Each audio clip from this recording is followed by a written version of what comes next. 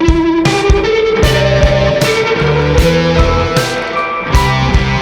what is up, my friends? How are you guys doing today? Welcome back. Thanks for stopping in and hanging out with me and talking about some movies today. Guys, today we're going to be talking about a movie from 1958 directed by Guy Green, and it's called The Snorkel. Now, before we get into The Snorkel and we dive into this really fantastic film, if I'm being honest, before we dive into this, hit that like and subscribe button for me, guys.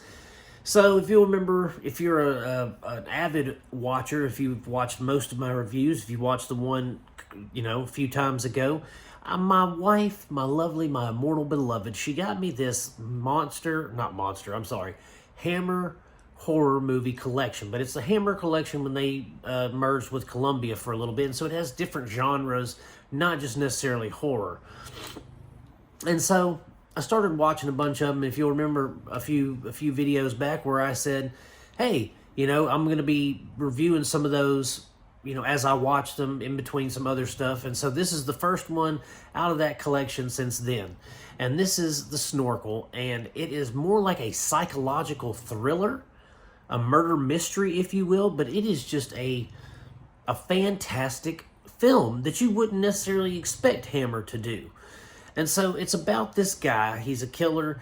But he's really slick about it. Like, he kills people with gas. He'll have them in a room, and then he has this place under the floorboards where he has a scuba tank, and AKA the snorkel. And it's there's a pipe that goes outside where he can breathe. So he kills his wife, and then her daughter kind of suspects him of something, his stepdaughter, and it just goes from there where it's, she's telling the authorities what happened. The guy's playing it off like he's the nice, loving stepfather. It's so tragic. Now he has to take care of her because her mother's dead, kind of thing. And this stars Peter von Eyck. I guess that's how you say it.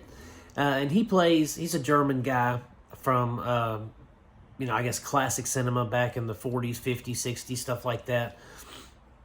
And he plays the killer, and he's so just sinister looking. I guess that's why he plays a good Nazi and stuff, because he's in quite a few World War II films as a Nazi commander. But he's just so sinister.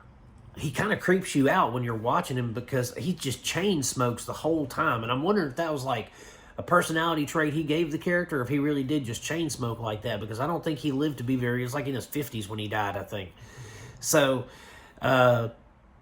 his character was very unsettling. The little girl, actually, she was only in a few films and maybe, I think, a TV show. And then when she turned 18, she just disappeared out of Hollywood. Not disappeared like she was abducted, but disappeared she just quit acting. She went and married a lawyer or a dentist, something like that, and then lived, I think she's still alive, actually, when I was reading it.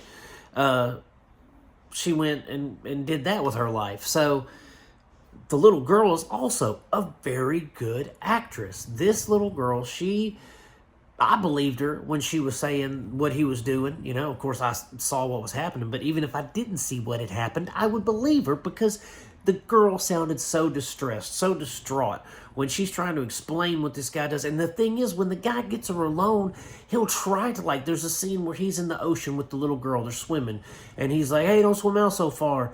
And then her aunt, I think, is like, yeah, don't swim out so far. He's like, I'll go get her.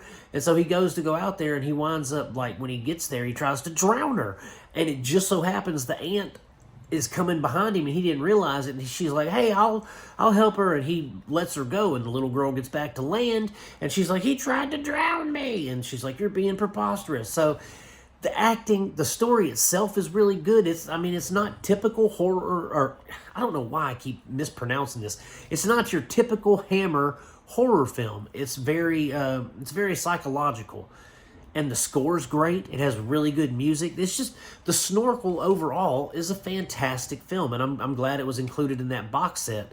I can't wait to review some more of these. I've watched pretty much the whole thing already, but I'm just doing the ones that I really liked. There are a few that I didn't care for, and I may talk about that, like the Tibetan Strangler or something like that.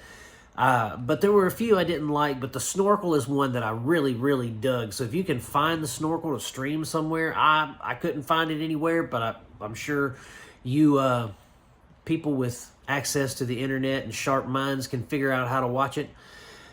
So that's it, guys. The Snorkel was good. Check it out, man. It was really good. Great acting, great storytelling.